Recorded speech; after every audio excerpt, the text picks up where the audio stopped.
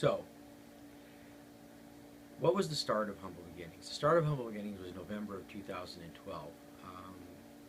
Being in the iHelp program and embedding myself in that program, and talking to the clients that were part of that program was really what started Humble Beginnings. After hearing their stories, it was like not what I thought the typical homeless person was. What was the trigger event that caused them to be in that homeless position? It wasn't addiction all the time. It wasn't, a nasty divorce that caused them to fall into a bottle. It was the economy. Sometimes it was just circumstance, something that was completely out of their control, be it a rent increase that they couldn't afford being on a fixed income, and then ending up in a shelter somewhere and being part of that program. And so as I listened to their stories and then watched them, I couldn't understand, why are you not employed? Why are you not in society again as a productive member? And it was basically the fact that there was a lack of work history, there was a lack of stability, a lack of even something as simple as a cell phone. So when they did put in applications, what it caused was the employer to look at that application and see that, those three things missing and go, I can't hire this guy. I've got 300 applicants looking for the same position that are just as qualified, but have stability, have work history that I can look at. And that was really what started the foundation, because I figured if no one else will hire him, I'll hire him. I'll start a business myself and I'll hire him. Well, the problem with that at that time was, well, okay, I can only hire 10, 15 at the most. So how do I help a much larger number? And that was where the business model for the transitional employment program began. And unfortunately, due to Marina and some of the local government's bureaucratic red tape, that initial concept was kind of thrown to the wayside, and it's still there, but it'll be a couple of years before we re-look at that and make a decision as far as how we're going to implement that transitional employment program. So flash forward to today. After 3 years, well, now going on 4 years of research here in the Monterey Peninsula and looking at all the resources that are here, one thing is perfectly clear, and that is they're all underfunded. We know that the city, county, state, and federal governments have no funding. All they can do is basically start a program and then bare bone it through its implementation, which means deplorable conditions, not ideal, based on bedding, shower accessibility, clean clothes. Any of those things aren't possible with a lot of these resources because, for example, iHelp uses 30 churches here on the peninsula for their program. Obviously, they don't have the ability to offer showers.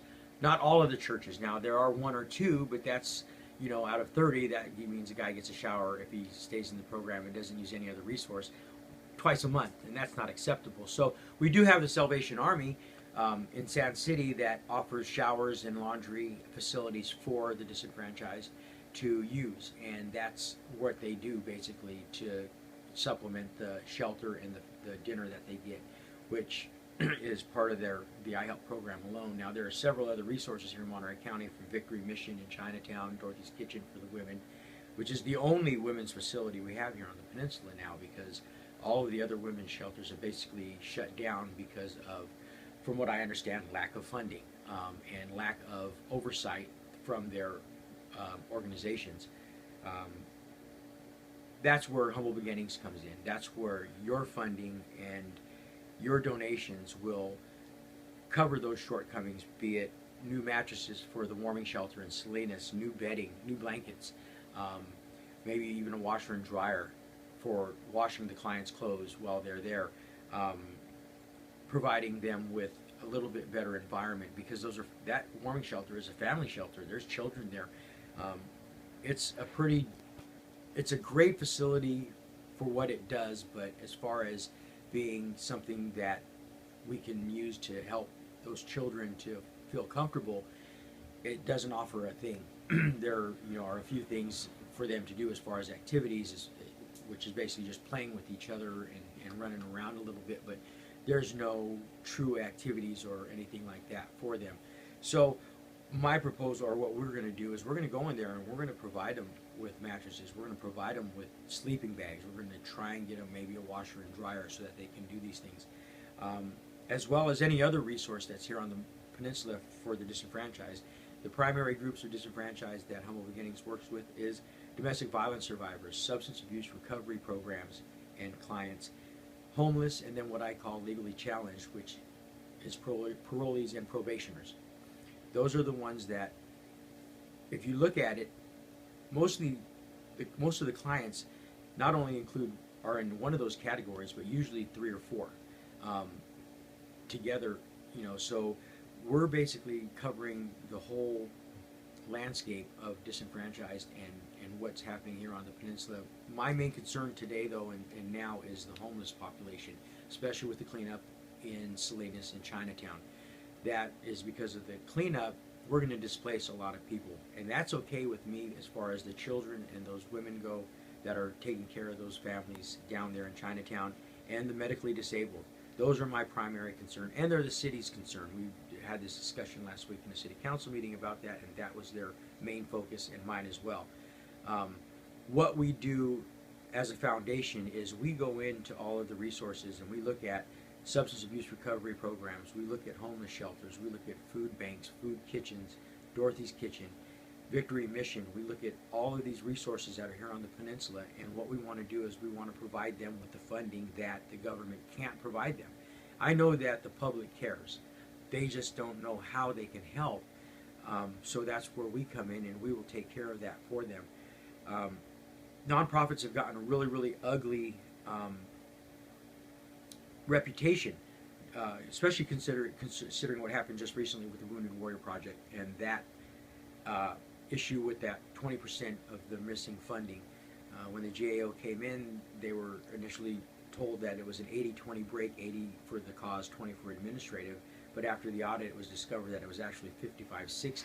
So we had 20% of, they had 20% of their funding in the ether and had no answer as far as where that went. So that doesn't help my cause or any of the nonprofits' cause, because the knee-jerk reaction from the public is, well, I'm not giving anybody anything because it's not going where it's supposed to. What we at Humble Beginnings have done in order to prevent these things, and this is where the research over the last 3 years has come into play, is that we've provided complete transparency. When you make a donation, you'll be able to go to our website, you'll be able to search your name, you'll be able to see exactly where your money went. 90% for the Living Water Project, for example, at Victory Mission, $10 for the administrative fees. Our break currently, because of startup costs, is $75-25. It will never be more than that. $75 for the cost, $25 for administrative costs. And that's, again, only because of the startups that we find necessary as far as expenses go that will basically go away as we progress and grow bigger. Eventually, I would like to be at 90-10. That is what we're shooting for, and that should happen fairly quickly. I would say within the next 6 months we can get to that point where 90% of what you give to the cause will go to the cause, and 10% will go towards the administrative. I, as founder and CEO, will never pay myself a salary. My board of directors does not receive any salary. The only thing that is paid to them is their living expenses, and these are qualified living expenses: rent, car payments, insurance, mileage for their vehicles, utilities, anything that is deemed a true living expense, the foundation will cover as far as their salary, quote unquote, and that's it. There will never be a, board of directors special meeting in Hawaii. There will be anything like that, and that's because that's not what nonprofits are about. In my mind, a nonprofit is exactly that, a nonprofit. We are here as servants to the public and to the community, and that's all I care about. That's all I've ever cared about as far as, this foundation going, because somebody's got to do something. My whole board of directors are 20-somethings and in their early 30s, and that's by design, because their children are the ones that are going to be affected by these social issues that we're addressing. And so they're obviously, there's an actual concern by them for their children, for the generations that come after, and that's where the connection is formed for taking care of these social issues. So that being said,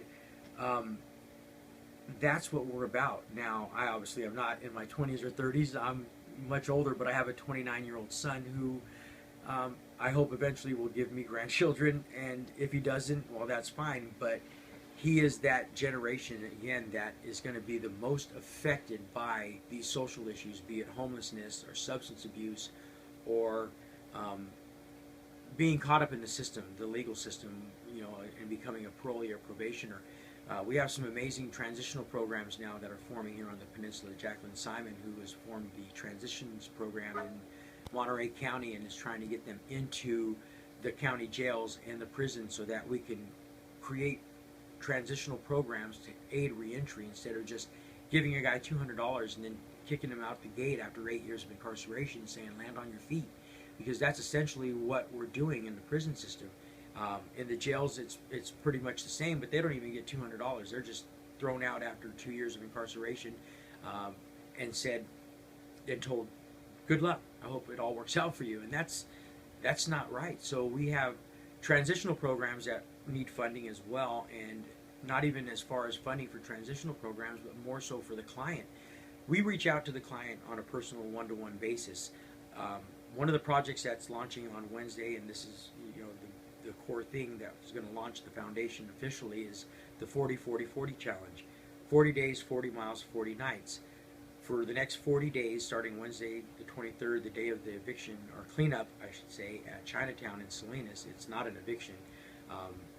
I will take off and ride 40 miles a day minimum, and every 10th a day, 100 miles a day, in order to raise funding and awareness for the resources here in Monterey County.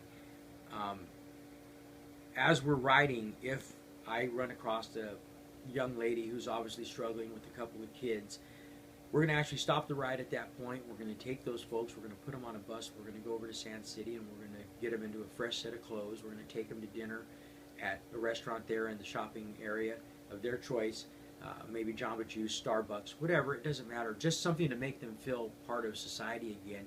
And at the end of that, we will take them back wherever they were, and we'll let them go back on their way.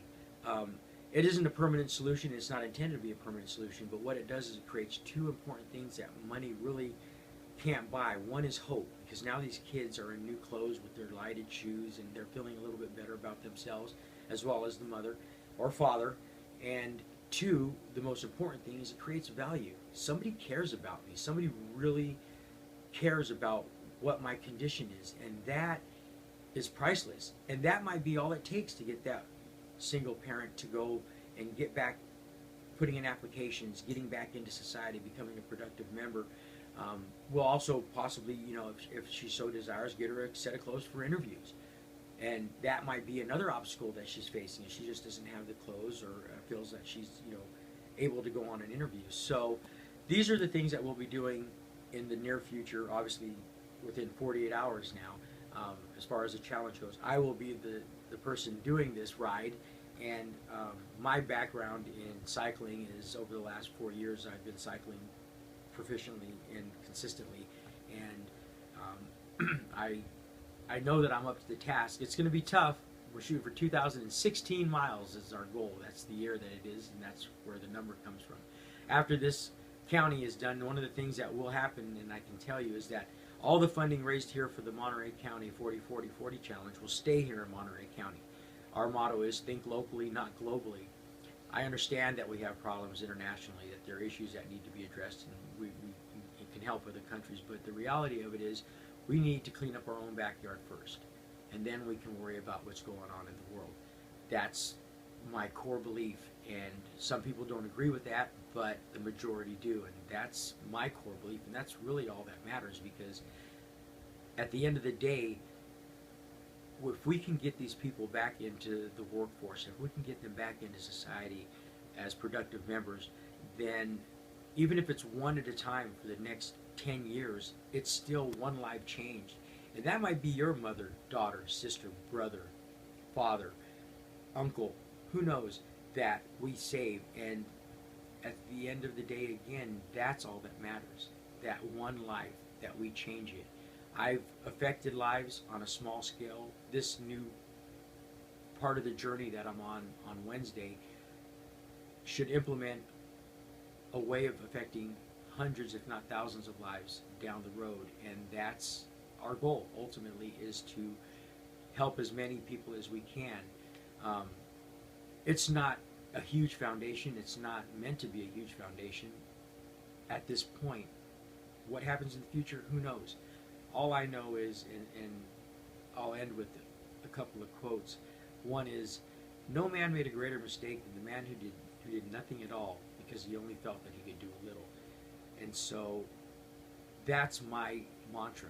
Every day I get up, and in my half-hour prayer and meditation in the morning, I say that to myself because that's my belief, that even though I'm just doing a little, it's still doing something. And that's what we need to do today, is just do something. Good enough for you?